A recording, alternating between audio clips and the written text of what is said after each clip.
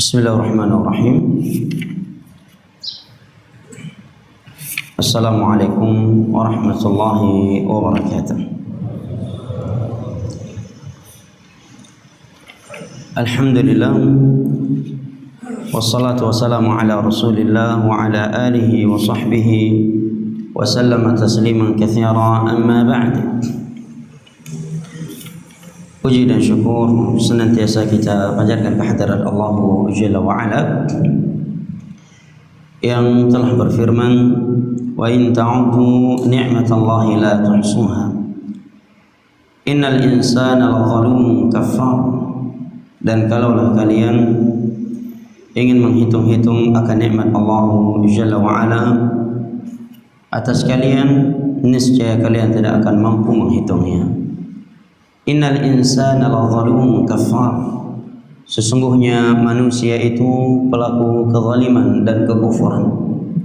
Salawat beserta salam senantiasa kita sanjung sajikan kepada Nabi besar kita, keluarga dan segenap sahabat-sahabat beliau ridwanullahi alaihim ajma'in, yang telah bersabda, man shalla al-fajra fi jama'atin faka'annama qama al-laila kullah.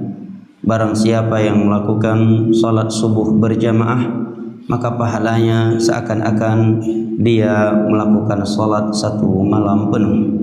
Dan beliaulah yang telah bersabda, inna athqala salati 'ala al-munafiqin salatul isya'i wa salatul fajr walau ya'lamuna ma fihima la atawhuma walau habwa.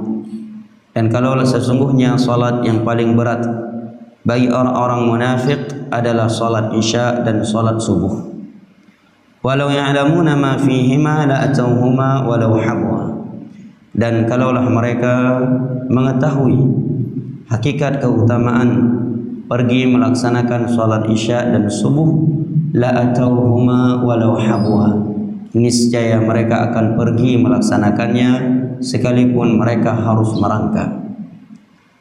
Jamaah yang dimuliakan Allah rahimani wa rahimakumullah, kita lanjutkan kembali kajian kita dari kitab Al-I'tisam karya Al-Imam Asy-Syatibi rahimahullahu ta'ala, yang mana di dalam kitab ini beliau menerangkan kepada kita prinsip-prinsip dalam beragama, yang mana beberapa pertemuan yang lalu telah kita bahas atau telah kita simak seksama penjelasan dan uraian beliau rahimahullahu ta'ala di dalam kitab ini.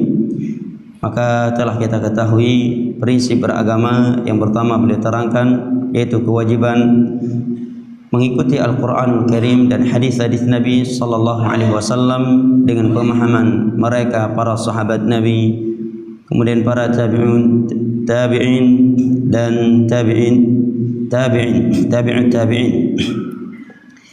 Kemudian beliau juga telah menerangkan kepada kita bahayanya atau keasingan sunnah beragama di atas Al-Quranul Karim dan hadis-hadis Nabi sallallahu alaihi wasallam dengan pemahaman para salaf. Itu sangatlah asing, bahkan beliau telah menyebutkan beberapa bentuk keasingan yang cukup dahsyat, dan itu masih di masa beliau. Apa kiranya jika beliau telah berada di masa kita saat ini. Di pertemuan yang lalu beliau juga telah menerangkan kepada kita lawan daripada sunnah, yaitu bid'ah. Beliau pun menyebutkan definisi bid'ah, yaitu suatu ritual ibadah yang tidak ada tuntunan dari Al-Quran dan hadis, di masa Nabi sallallahu alaihi wasallam, dengan sebuah cara yang menyerupai cara syar'i, sebuah cara yang menyerupai sebuah cara yang telah ada di dalam syariat ini sebelumnya cara tersebut, dengan tujuan mencari ridha Allah Jalla wa'ala dan bersungguh-sungguh beribadah kepada Allah. Namun karena itu tidak ada tuntunan dari Nabi sallallahu alaihi wasallam, maka itu menjadi hal yang tercela dalam urusan agama, sehingga tidak ada yang bersilat lidah bahwa kalau tidak boleh bid'ah berarti tidak boleh lagi naik pesawat, naik mobil, pakai YouTube dan yang semisal dengannya. Ucapan yang seperti itu hanya keluar dari orang-orang yang gagal faham terhadap definisi bid'ah yang dimaksud oleh para ulama yang ketika menjelaskan hadis-hadis Nabi sallallahu alaihi wasallam. Dan beliau juga telah menyebutkan kepada kita ucapan para sahabat Nabi, atau sebelumnya ayat Al-Quran, hadis Nabi, ucapan para sahabat, para tabi'in, tabi'ut tabi'in, dan sebagian ucapan 4 imam mazhab tentang tercelanya bid'ah. Ya, adapun kita sekedar membacanya dan menyampaikannya kepada kaum muslimin. Nah, kemudian beliau juga telah menerangkan kepada kita beberapa alasan. Ya, beberapa alasan kenapa harus memperingatkan kaum muslimin dari bahayanya bid'ah.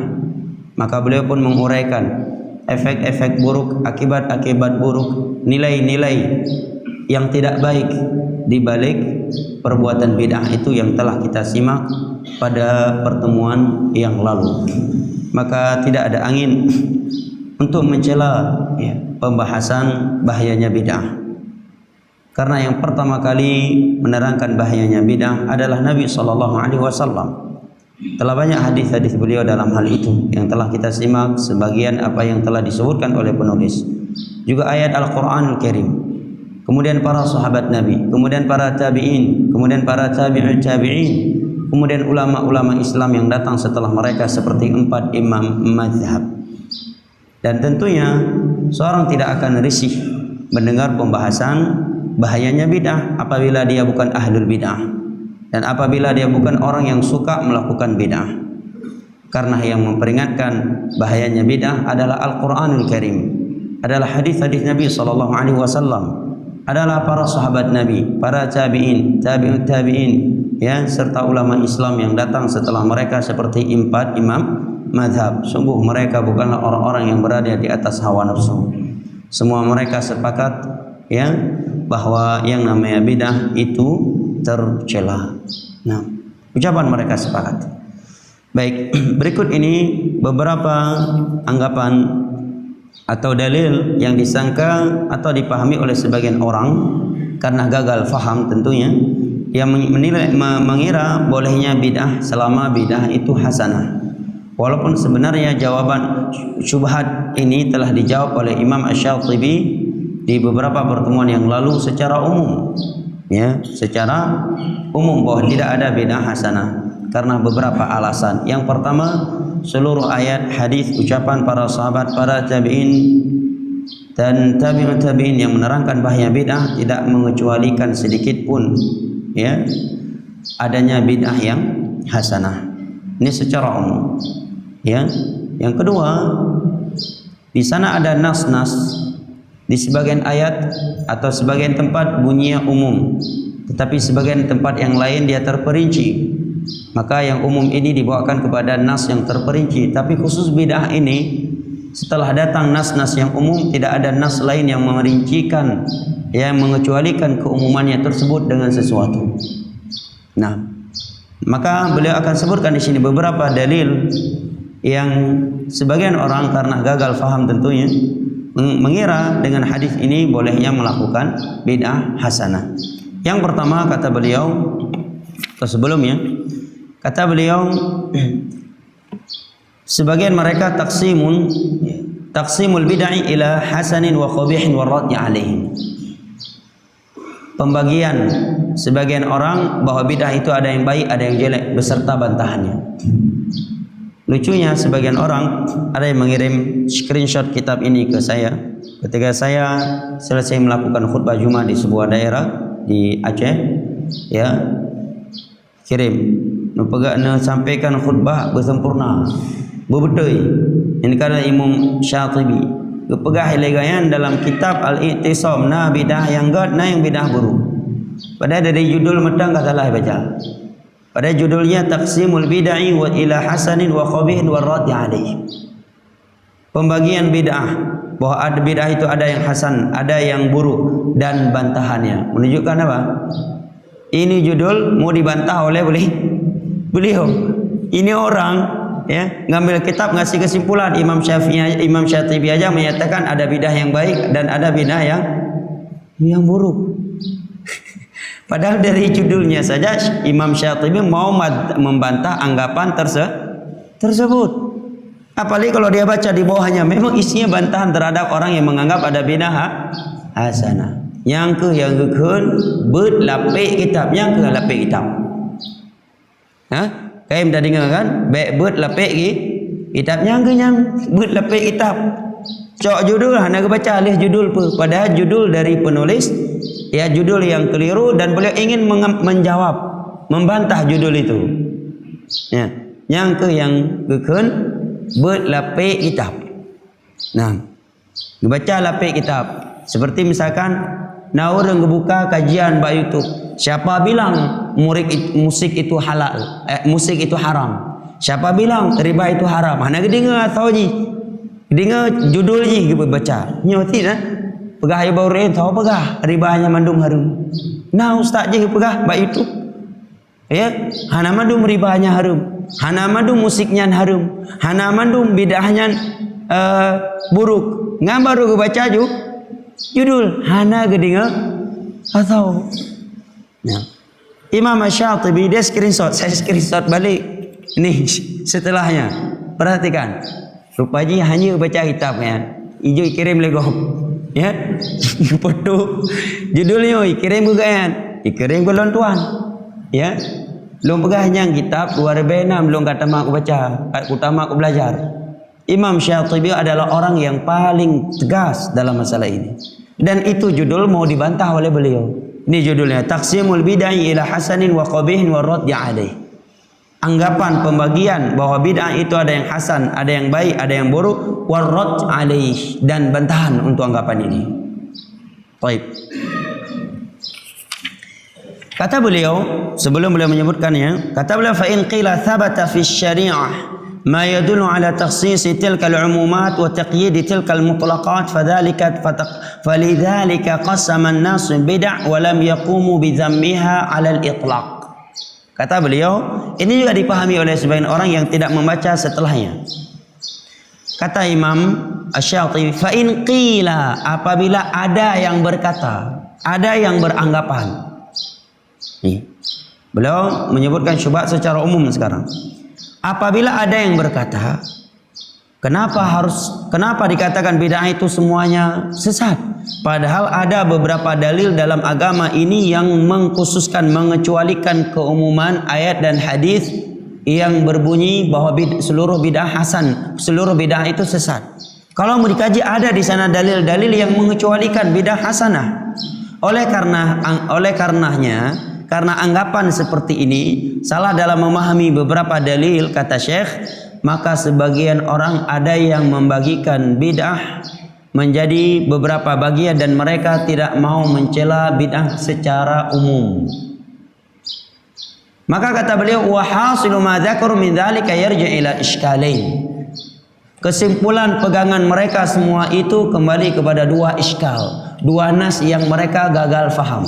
Berarti kan beliau ingin membantah. Kok judulnya diambil kesimpulan bahwa Imam Syatibi berpendapat adanya bid'ah yang hasanah dan adanya bid'ah yang qabih. Padahal beliau sedang menyebut syubhat untuk hal itu dan beliau akan membantahnya.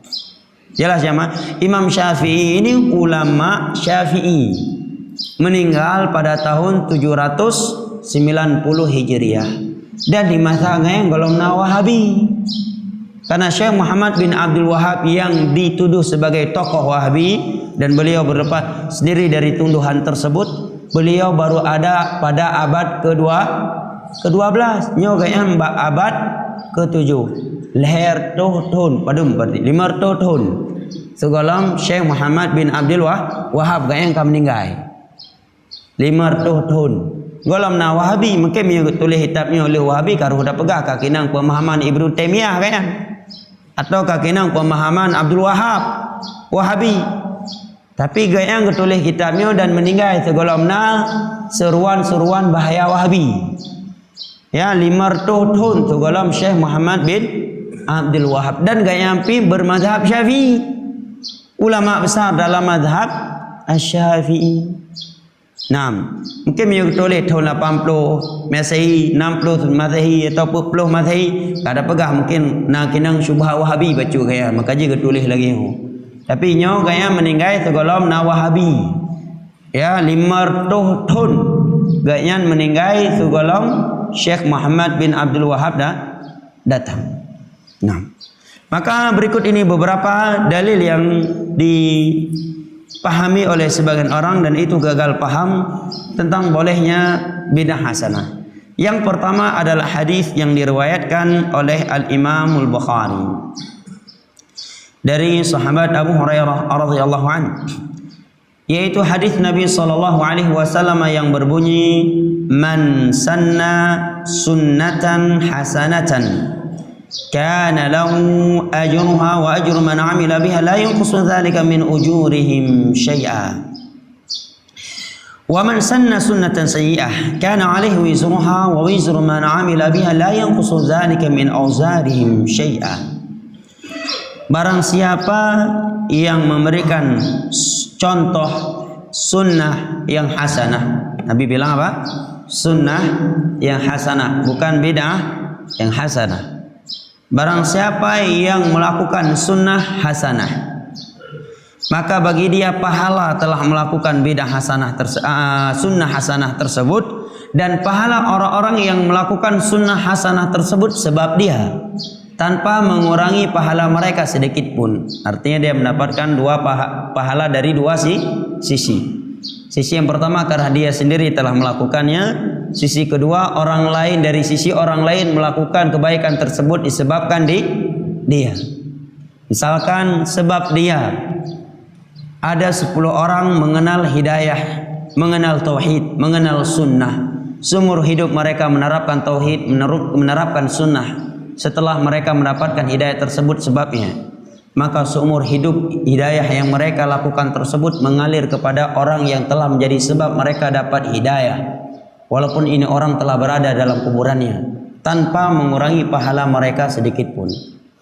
Ini yang namanya MLM syariah, dan ini diperbolehkan menurut kesepakatan ulama Islam. MLM yang bentuknya seperti ini, ya, multi level marketing dalam masalah akhirat. Penting jamaah. Ya, hendaknya kita berusaha sebelum mati kita punya banyak MLM yang seperti ini, minimal anak istri kita sendiri. Ya, dan seringkali saya ingatkan di antara bentuk MLM syariah yang mampu, setiap kita mampu melakukannya, tetapi seringkali kita mensepelekannya adalah mengajarkan Al-Fatihah kepada anak kita. Yang anak karya cuco na purno cuco Al-Fatihah, baik sampai cuco imurno Al-Fatihah di luar rumah, pahala akan merupakan ketengku yang di luar rumah. Kalau orang tuanya menjadi sebab anak menghafal Al-Quran Al-Fatihah dari bapaknya yang dia talqin setiap hari, ya, ketika anaknya mulai bisa mendengar langsung dia talqinkan Al-Fatihah, ya. Dan Al-Fatihah akan dibacakan oleh anaknya dalam sehari dan semalam paling sedikit berapa kali? 17 kali, ya kan? Belum lagi untuk sholat tahajud. Andai kata anaknya punya umur 50 tahun, taruhlah misalkan maksimal dia menggunakan membaca Al-Fatihah dalam 40 tahun. Mungkin 10 tahun ke bawah belum sholat. 40 tahun kali 17 kali. Berapa kali udah jamaah dia baca Al-Fatihah? 14 kali 40. Berapa?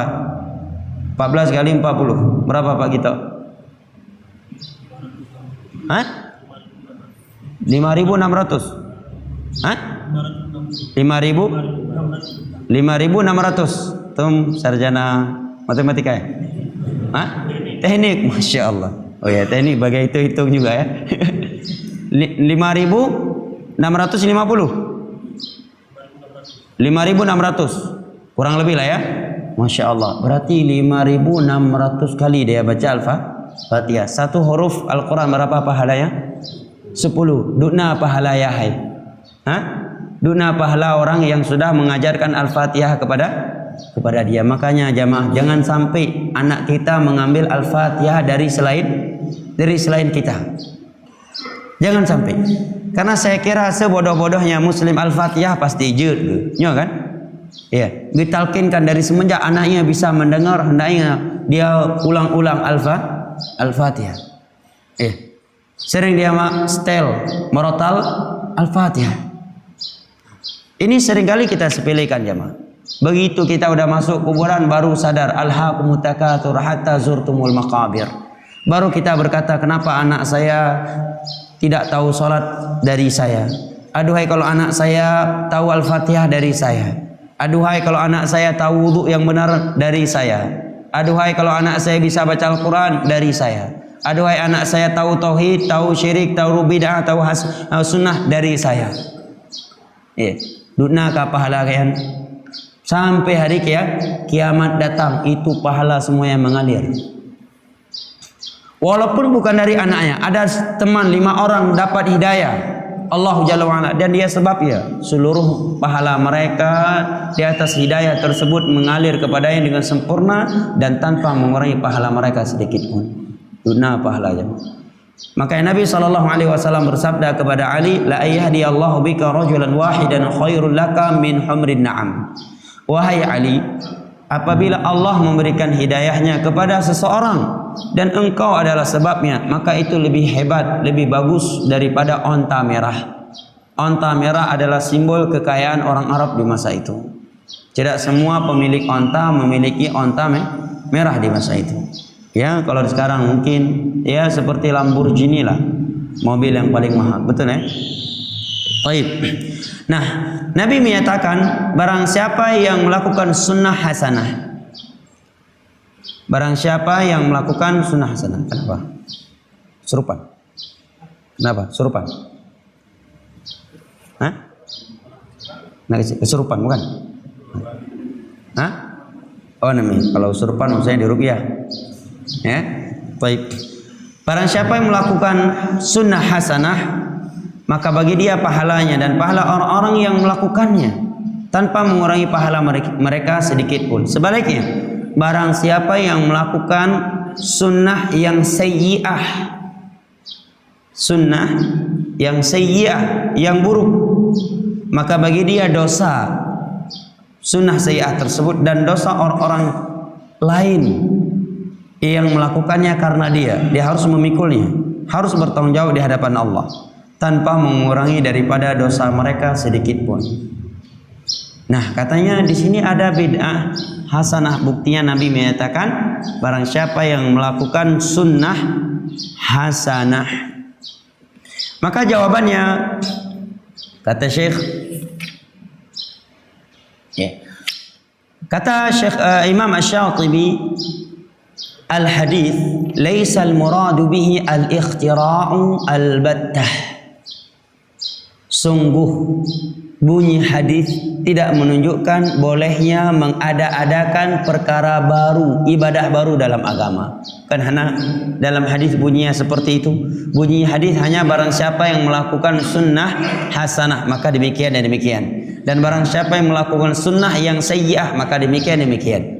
Hadis ini tidak menunjukkan bolehnya melakukan al-ikhtira' al-battah, melakukan ritual ibadah baru yang sama sekali tidak ada tuntunan dalam agama. Wa illa lazima min dzalika ta'arud bainal adillah al-qat'iyyah. Karena kalau dikatakan adanya bolehnya mengada-adakan perkara baru, ibadah baru dalam urusan agama, maka ini akan bertabrakan dengan hadis-hadis Nabi lainnya yang lebih banyak lagi yang menerangkan tidak bolehnya mengada-adakan ibadah baru dalam urusan agama. Kemudian kata beliau, wa innamal muradu bihi al-amalu bima thabata minas sunnah an-nabawiyah. Yang dimaksud oleh Nabi dalam hadis tersebut, sunnah hasanah, adalah melakukan sesuatu yang telah ada dalam tuntunan Nabi SAW.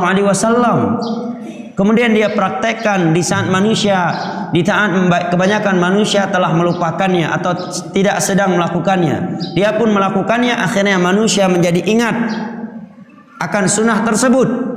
Akhirnya mereka ikut melakukannya, maka dia mendapatkan pahala melakukannya dan pahala seluruh orang-orang yang melakukannya karena dia telah mengingatkan mereka. Ini maksudnya. Buktinya apa? Buktinya sababul wurud. Sebab Nabi mengucapkan hadis ini. Kalau ayat kan dikatakan sababun nuzul. Kalau hadis namanya sababul wurud. Turunnya ayat di kartu suatu sebab disebut dengan asbabun nuzul, sebabun nuzul. Kalau sebab yang membuat Nabi mengeluarkan sebuah sabda itu namanya sababul wurud. Asbabul wurud bahasa lainnya. Sababul wurud hadis ini kata beliau di dalam sahih Muslim pada nomor 1017 di sini disebutkan nomornya. Dari sahabat Jarir bin Abdullah radhiyallahu anhuma. Kata beliau, kunna inda Rasulillah sallallahu alaihi wasallam fi sadrin nahar, faja'ahu qaumun hufatan uratan mujtabin nimar. Suatu ketika kami sedang duduk bersama Nabi sallallahu alaihi wasallam di pertengahan hari atau fi sadrin nihar, di awal hari.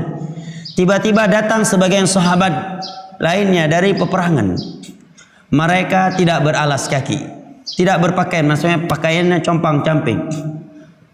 Mujtabi an-nimar. Pakaian mereka pakaian mereka terkoyak-koyak, ya. Kemudian mutaqallidi as-suyuf, dan mereka membawakan pedang-pedang mereka. Amatuhum Mudhar, kebanyakan mereka para sahabat dari Mudhar. Bal kullum min Mudhar, bahkan sebagian mereka dari Mudhar, datang dalam keadaan miskin. Pakaian compang-camping, tidak beralas kaki. Melihat mereka dengan kondisi seperti itu, maka fatama'ara wajhu Rasulillah sallallahu alaihi wasallam lima ra'ahu min al-faqah. Langsung memerah wajahnya Rasulullah sallallahu alaihi wasallam. Sedih beliau melihat mereka dalam keadaan miskin seperti itu. Padahal Nabi juga tidak kalah miskin. Ya, ini menunjukkan keluhuran akhlak Nabi kita. Beliau tidak kalah miskin, tetapi beliau selalu bersikap rahmat kepada orang miskin dan selalu membantu mereka, padahal beliau tidak kalah miskin daripada mereka. Nah, kenapa saya katakan demikian? Karena di dalam hadis riwayat Al-Imam Al-Bukhari, pernah rumah Nabi istri-istrinya 2 bulan penuh tidak hidup dapurnya. Yang mereka makan hanya kurma dan air putih. Hanya saja terkadang ada tetangga beliau, sahabat Ansar, yang mengirimkan susu onta untuk beliau dan keluarganya. 2 bulan penuh jemaah. 2 bulan dapu haudip. Nah, pernah orang-orang? Nah, mungkin karena pergi traveling. 2 bulan hanai tempat, hana udip dapu, sabi bak go food. Ya, sabi warung. Nyonyo kah Nabi 2 bulan memang hana peng, hana makanan karena gasin. Tahu mulia tayo ng Nabi? Ha? Tahu mulia. Iga tayo baru kurang pendapatan, biasa ji 10 juta di bulan. Kaliyo itamang 10 juta, tang-tang duruh. Gutai-gutai mati yang rakyat dah musibah dah. 10 juta hansip. Ya, rakyat dah musibah. Kena kedih keluh. Atau hana menang tender. Ya, atau hana merpak bonus. Atau hana tumai pajak ungkut. Biasa haji ungkut mahal, kaliyo payah ungkut sore di minggu. Gasin dham dah. Ya, kena kedih hijab, peta kaliyo. Masya-Allah. Kibau orang. Nabi Rasul, orang lemah itha. Pembuka pintu syurga 2 bulan, rumah ke hana ungkut, hana bu. Karena bu watayan adalah dari gandum. 2 bulan dapu hana udip jemaah. 2 bulan. Geeh yatuh tika yang kasar, yang membekas di punggungnya sampai Umar menangis. Abdullah bin Mas'ud menangis melihat Nabi tempat tidurnya seperti itu. Ketika sahabat berkata, "Ya Rasulullah, biar saya buatkan untuk anda satu tempat tidur yang mewah." Apa kata Nabi sallallahu alaihi wasallam? "Mali walid dunya illa karrajulin istadhalla tahta syajaratin fatarakaha." Aku dan dunia ini perumpamaannya seperti seorang lelaki yang menempuh sebuah perjalanan kemudian berteduh di bawah sebuah pohon. Kemudian dia kembali meninggalkan pohon tersebut. Pohon itu adalah dunia bagiku. Nah, subhanallah ya. Begitu Nabi melihat mereka dalam keadaan miskin, Nabi langsung memerah wajahnya. Kemudian beliau masuk ke dalam rumahnya. Kemudian beliau keluar karena memang rumah beliau di samping Masjid Nabawi. Mi orang drone inom sakanan kalau orang miskin baik nuwa rumah karena mereka nuwa rumah dan balik lewat masjid. Ya kan? Takkan orang miskin nekalan rumah sayang dah tengok hadis Nabi. Mana kalau para sahabat yang ketiga damang rumah kan, memang kuau rumah lai apa. Mana yang kebalik lah. Nabi samping rumah samping Masjid Nabawi menang ke damang ya dobit aju. Pernah bantuan di dalam yang gebi ke urangan. Nah, kang ya pelung. Nah, ke damang kemudian keluar lagi. Setelah itu Bilal memandangkan azan dan memandangkan iqamah. Setelah itu, maksudnya setelah salat, fasalla, setelah salat Nabi berkhutbah. Kemudian membacakan ayat Allah dalam surat An-Nisa yang pertama, ya ayuhan nasu taqu rabbakumul ladzi khalaqakum min nafsin wahidah. Wahai sekalian manusia, takutlah kalian kepada Allah Rabb kalian telah menciptakan kalian dari satu nyawa. Dari siapa? Adam. Semua kita dari Adam. Nih, dari satu nyawa. Kemudian beliau membacakan firman Allah dalam surat Al-Hasyr. Ya ayyuhalladzina amanu taqullaha wal tanzur nafsum ma qaddamat lighad wattaqullaha innallaha khabirum bima ta'malun. Wahai orang-orang yang beriman, bertakwalah kalian kepada Allah dan hendaknya kalian berpikir, melihat apa yang telah kalian tanam untuk hari esok. Apa yang telah kalian lakukan untuk hari esok. Ayat ini jamaah seringkali terlintas di pendengaran kita, ya kan? Tetapi ketajaman ayat ini akan kita rasakan di hari pertama kita masuk liang kubur. Di hari pertama kita masuk kuburan baru kita tahu tajamnya bunyi ayat ini. Selama di dunia ayat ini selalu dibacakan oleh khatib-khatib dalam Jumat. Kita pun mendengarnya dengan santai. Bahkan mungkin ada yang mendengarnya sambil tidur dalam khutbah Jumat. Nanti begitu kita mati, kita baru akan merasakan ketajaman ayat Al-Quranul Karim ini. Hari ini kita mati, hari ini baru kita langsung menyadari betapa tajamnya peringatan Allah ini. Nabi pun membacakan dua ayat ini. Setelah Nabi membaca ayat ini, maka tasaddaqa rajulun min dinari. Ada seorang sahabat yang menyedekahkan dinarnya, dirhamnya. Dinar uang dari emas, dirham dari perak. Ada yang dari pakaiannya, ada dengan satu sa' 4 pergelangan kedua pergelangan tangan, 4 kali 2 pergelangan tangan orang dewasa. Hatta qal walau bi syiqqi tamrah. Kemudian Nabi menyatakan bersedekahlah kalian walaupun hanya setengah kurma. Ini anjuran bersedekah. Karena yang namanya sedekah sekecil apapun dia akan menjadi besar di sisi Allah walaupun setengah kurma. Hai tina kurma pelah 2. Walaupun hanya dengan setengah kurma kalian mampu bersedekah, maka bersedekahlah. Saking dahsyatnya, saking seriusnya Nabi menganjurkan mereka untuk bersedekah. Nah, itanya baik tadang bak bagian paling likut hadisi. Baik ni cok matang walaupun setengah kurma, padahal rumah nanti peluh boh matau. Kita ni kurma geplah lah tina. Kurma tak bompang.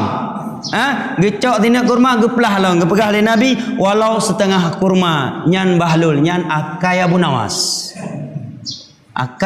punya lagi Nabi gepegah lagi bukan berarti hanya tina anak kurma walaupun di rumah nak sabah umpang kurma, tetapi ini bentuk keseriusan Nabi sedang serius menyeru para sahabat yang untuk bersedekah. Sedekah walaupun hanya mampu setengah kurma.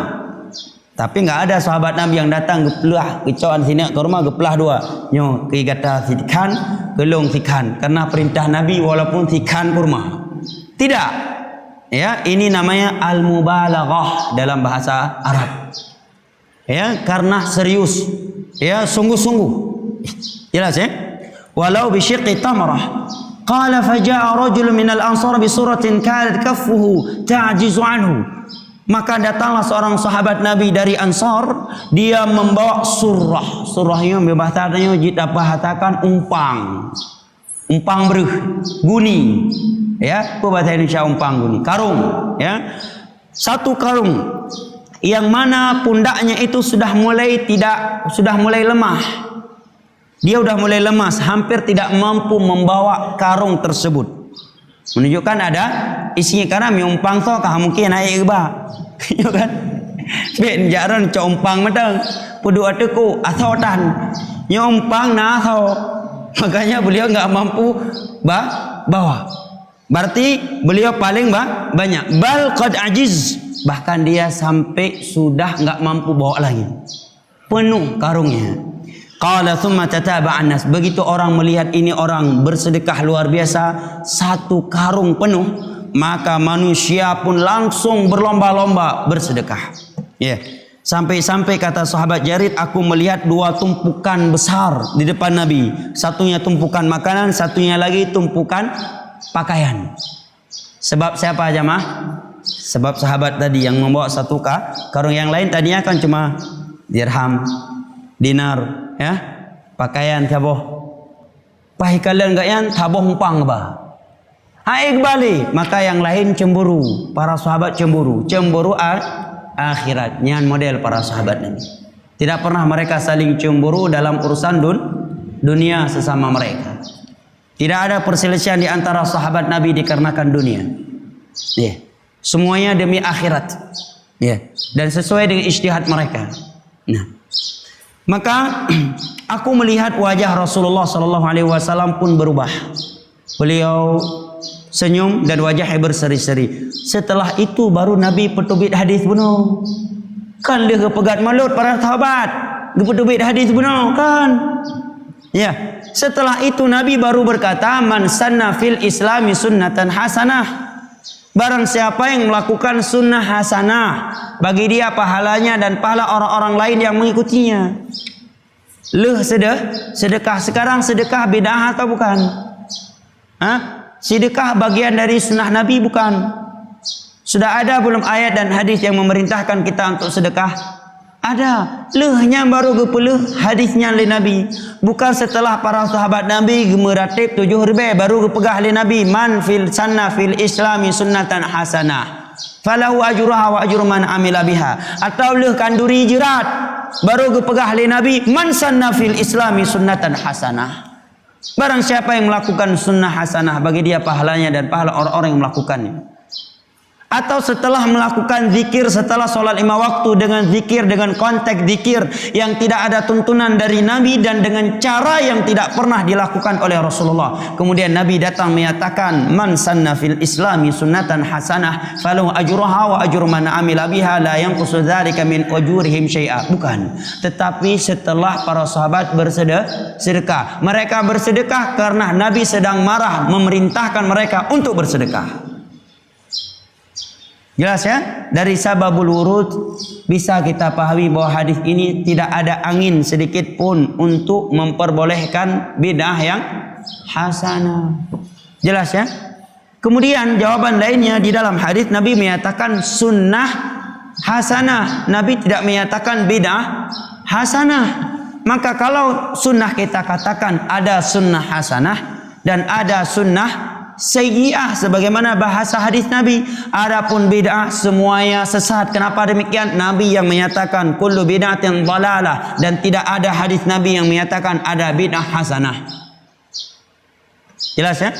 Dan sunnah yang terbagi menjadi hasanah dan sayyi'ah adalah sunnah yang bermakna at-tariqah, sebuah jalan. Sunnah secara etimologi artinya sebuah jalan. Adapun sunnah secara istilah ahli fikih adalah suatu ibadah yang dianjurkan oleh Allah dan Rasulnya yang apabila dilakukan berpahala dan ditinggalkan tidak berdosa. Itu secara istilah fikih. Adapun sunnah dalam istilah para ulama salaf ketika mereka sedang membahas prinsip beragama, seperti ucapan Imam Syafi'i, Imam Malik menyatakan as-sunnatu safinatu Nuh man raqibaha naja. Sunnah itu laksana perahu Nabi Nuh. Maka maksudnya adalah beragama mengikuti Al-Quranul Karim dan hadis-hadis Nabi SAW dengan pemahaman para sahabat Nabi, sebagaimana yang ditegaskan oleh Al-Imam Ibn Rajab dalam kitabnya Jami'ul Ulumi wal Hikam. Nah, sunnah yang bermakna secara etimologi ada dua macam. Apabila sunnah yang dia lakukan memang sesuatu yang dianjurkan dalam Al-Quran dan hadis, maka itu sunnah hasanah. Ya, tapi kalau suatu metode yang dia lakukan yang tidak ada tuntunan dari Nabi, ya, yang tidak ada tuntunan dari Nabi, maka atau bahkan bertentangan dengan agama Nabi, maka itu sunnah yang sayyi'ah. Maka kalau sunnah ada yang hasanah dan ada yang sayyi'ah. Adapun bid'ah kulluha dhalalah, semua yang sesat. Siapa yang berkata demikian? Rasulullah sallallahu alaihi wasallam. para sahabatnya, para tabi'in, dan mereka sebaik-baik figur kita dalam beragama. Nah, ya. Ini jawaban dari Al-Imam Asy-Syatibi rahimahullahu taala. Adapun syubhat yang lainnya maka akan kita simak bersama pada episode berikutnya insyaallah taala. Jika ada hal yang mau disampaikan saya persilakan dengan segala hormat. Sambil menunggu waktu syuruk. Naam.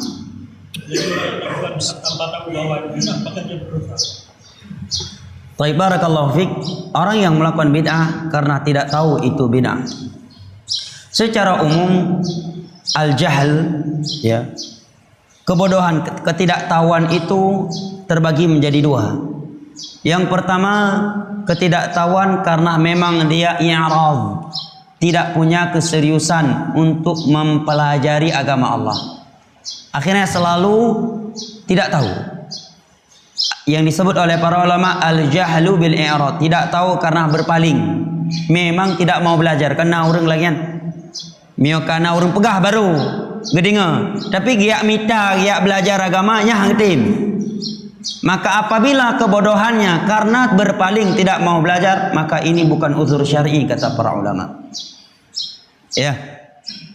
Ini bukan uzur syar'i. Karena Nabi menyatakan talabul ilmi fardhatun ala kulli muslim. Mempelajari agama ini merupakan kewajiban atas setiap individu muslim. Oleh karenanya Nabi memotivasi untuk belajar agama. Banyak keutamaan-keutamaan yang Nabi sebutkan untuk orang yang belajar agama. Dan tentunya ketika kita berkata belajar agama, tidak mesti jadi ustadz. Betul, semua kita nggak harus jadi ustadz. Semua wanita nggak harus jadi ustadzah. Betul dan sangat betul. Tetapi semua kita berkewajiban belajar agama. Dan berkewajiban membela agama.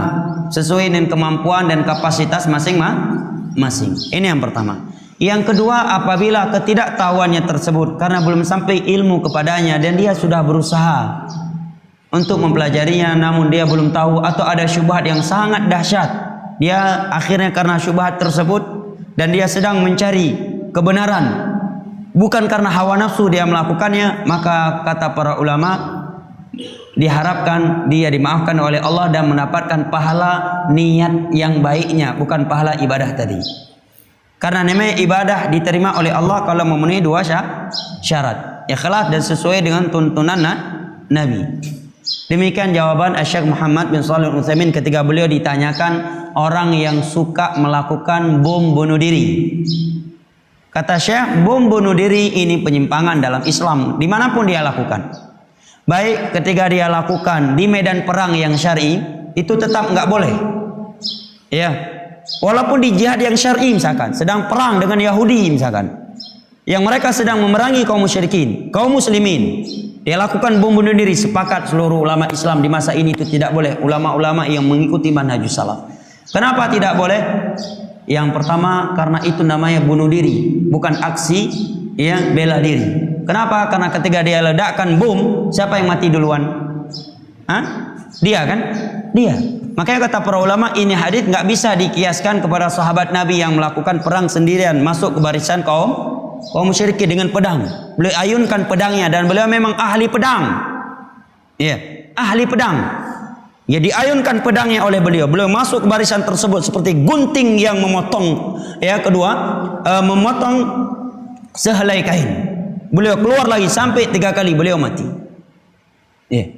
Para sahabat ada yang bunuh diri. Maka turut firman Allah Jalla wa'ala bahwa itu bukan bunuh diri.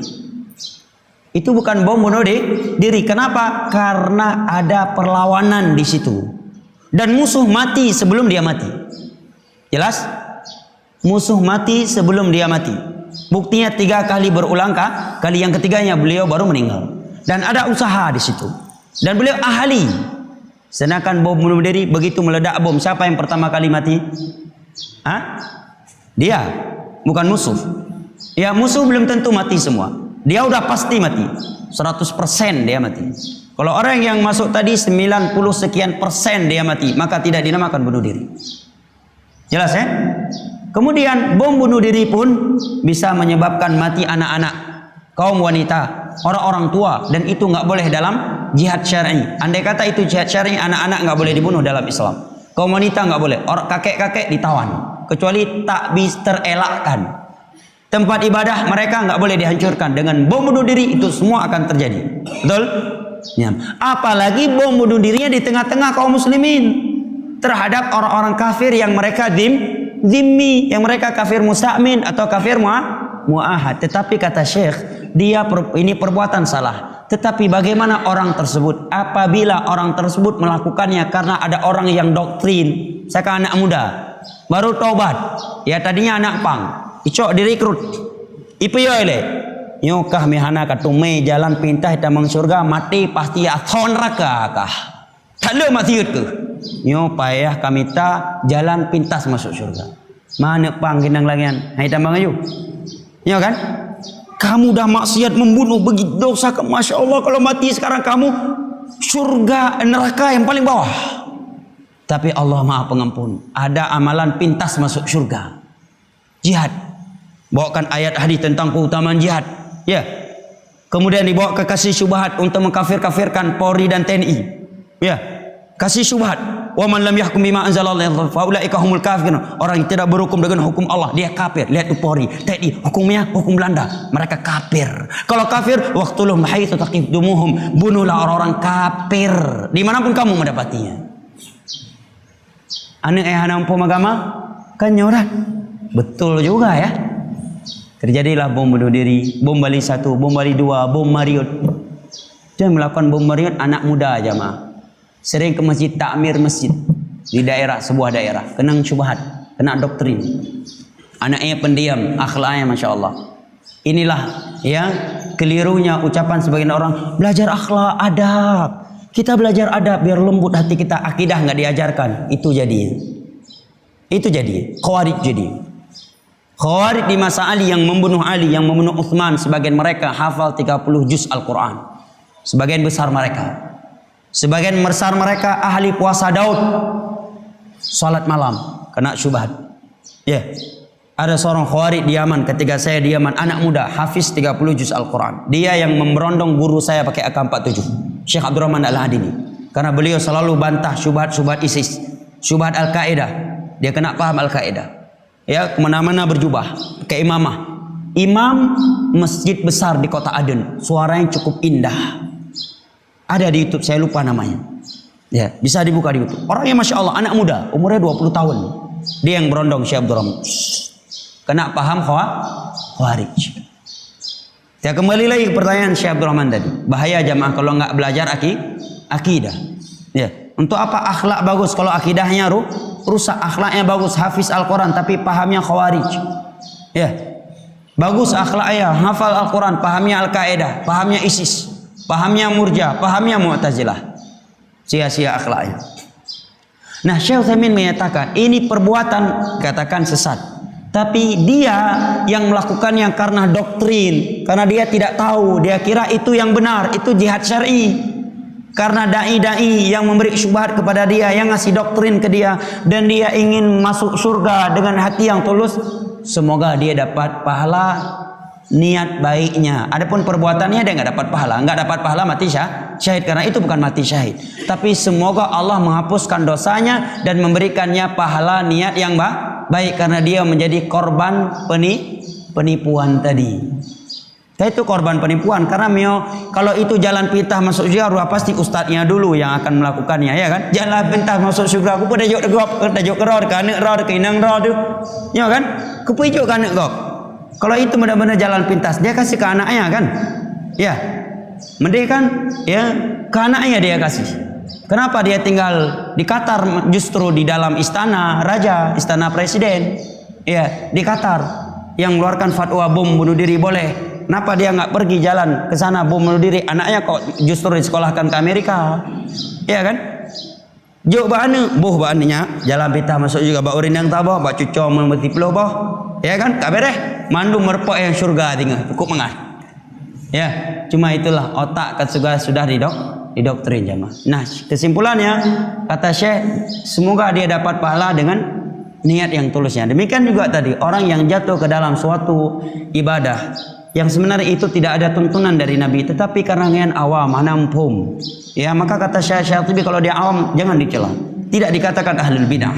Karena dia tidak tahu, karena dia syubhat. Gedinga itu bit ayat dan hadis sabah dari tiga orang yang jelaskan agama, kajalah ayu kan.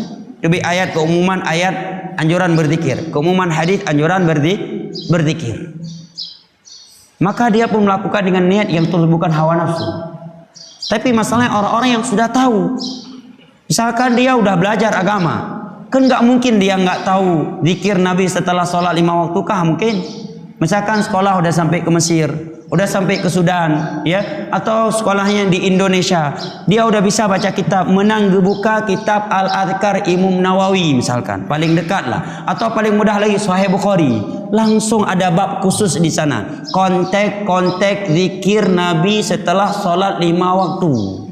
Dari seluruh hadis, dari seluruh mazhab 4, mazhab tan yang nakun Al-Fatihah li sholat 5 waktu. Mazhab tan Al-Fatihah, sabah mazhab itan. Mami tetapi pubut, dan jika S1 dalam pendidikan agama, S2, S3 yang kalau S-teler misalkan, maka mungkin hai depu nyo yang orang yang ngeken ahlul bidah, mubtadi'. Jelas wallahu a'lam bishawab. Sudah masuk waktu syuruk. Saya kira sampai di sini, lebih dan kurangnya luntuan mohon maaf. Wabillahi taufiq wal hidayah. Wa sallallahu ala nabiyyina Muhammad wa ala alihi wa sahbihi wa sallam.